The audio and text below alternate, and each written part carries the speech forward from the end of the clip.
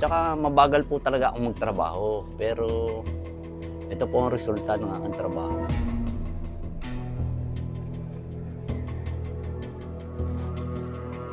Maganda, pero matyaga dapat ang maker.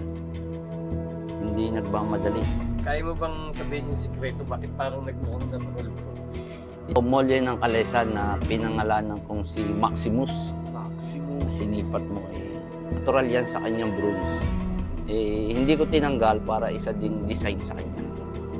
Sa kanila masasabi yung kung gaano masakit o tamang hawakan o hindi. Wala naman dito sa Pilipinas. Ito, South Africa galing.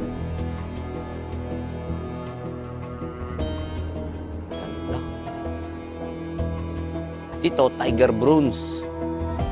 Tapos ang sunod niya, copper na galing sa tangke ng World War II. Tangke ng tubig. Okay. Tapos ito, artillery din yan. Manipis na yan. Dito, ito talagang matrabaho. Ito, yung mga kikil na yan. Yan ang aking kamay. Yan, mga bagong kikil yan. Ito ang sikreto ng paggagawa ng grip. Para kayo makagawa ng maganda. So yan, pang kiskis yan dito. Yung lahat ng sukat ng kikil, meron tayo niyan para pag dito, makiskis natin. Makortehan natin. Hindi yan kayang kortehan ng grinder. Sa paggawa ng grip na maganda, tools talaga.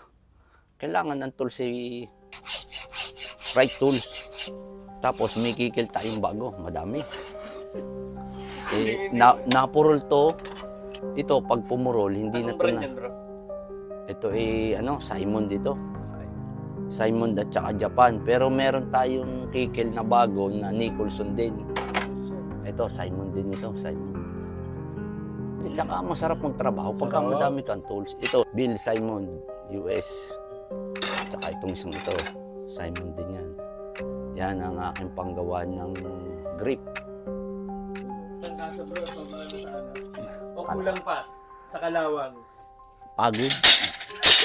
Napapagod din tayo Ang Savage. Savage Mercury. Pag yan pumurol na, gagawin ko din yung knife. May ginawa ko nito taga Baguio City. Scout Ranger ng Baguio City. Ito ay Savage USA ang brand niya.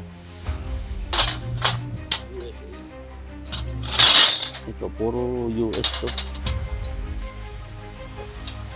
Paano yan? Pag wala ka nito, hindi ka makagawa ng magandang yung grip. Ito ang sekreto ng pagkikiskis niya. Ibibigay natin yan sa mga followers natin, bro. Dapat pogi-pogi. Kailangan pag nagregalo ka, napakaganda para matuwa yung iyong re-regaluhan. Pag tayo nagregalo sa ating mga kaibigan, kailangan Abangan nila. swabe. Salamat sa makakakuha nito ng knife na ito. Sigurado kung pag ito'y napapunta sa iyo, maya't maya sisilipin mo, hihimasin. Ito yung aking ibang kikil.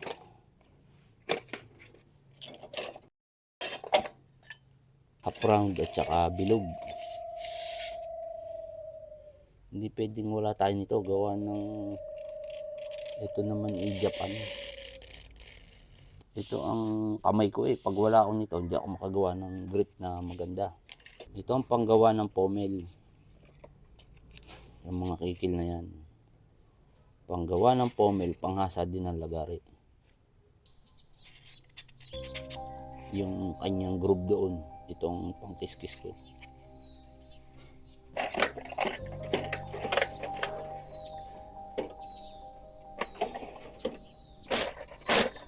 Pagka nagbutas ka, madaming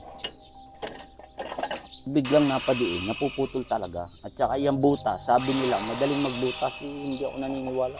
Nagalaw, namin doon. kailangan mag-umpisa ka sa talaga sa maliit lang. na butas tapos palaki ng palaki. Para magmintis man, konting-konti lang. Gawa nang hindi naman tayo perfect. Mas una yan libro. Tapang internet, meron na yan. Murder yung kasama ko. Ito si Randall, no? Grabe, oh, ang daming mga ano dito.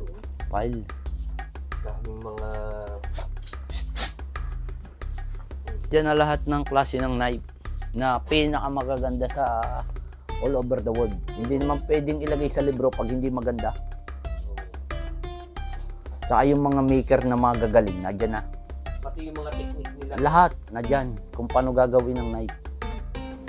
Yan guys. So maninigyan kung ano yung mga... Maximus, nung ako'y nagpababa ng kabayo, nakita ko yung pangalang yun doon sa feeds na Maximus. Eh, nung pagpunta ko doon, wala naman yung may-ari ng kabayo. Nung ako'y magpapabarako, sabi ko, parang magandang pangalan yun si Maximus. Gawa ng ito, muli ng Kalesa. Engineer Onyong. Ito po yung iyong knife. Ito po yung kaluban niya. Ito langka. Langka to, kinuha ko to sa site, sa bundok. Na pinagawa kong dining table.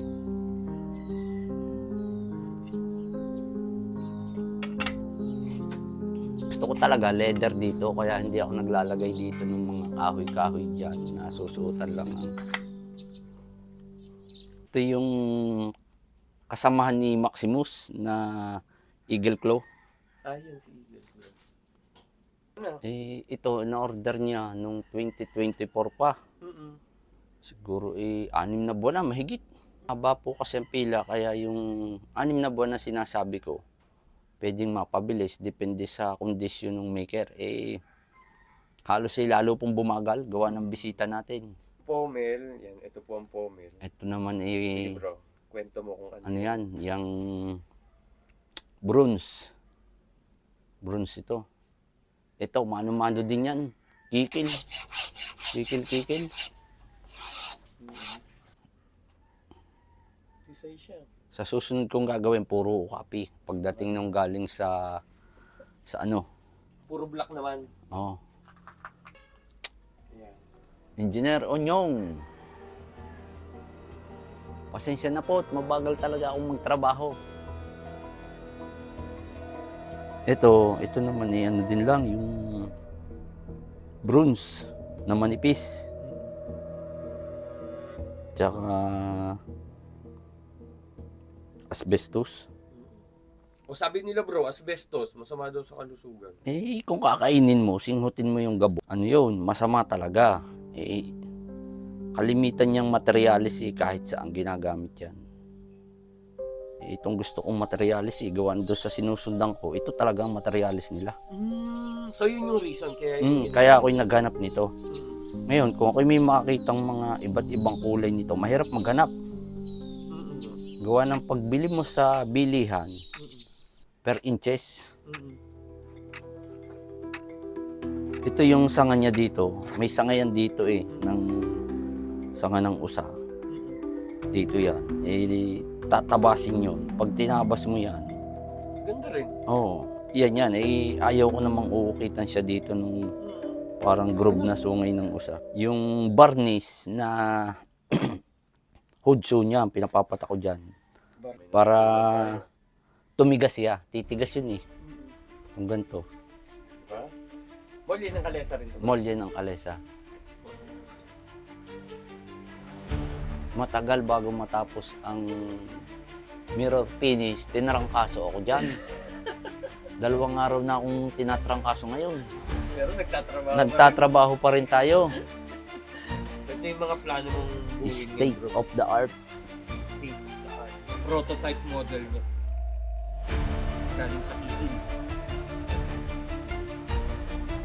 Natapos ko kay Engineer Onyong. Salamat po sa matyaga niyong paghihintay at pasensya na po kayo. Mabagal talaga akong magawa.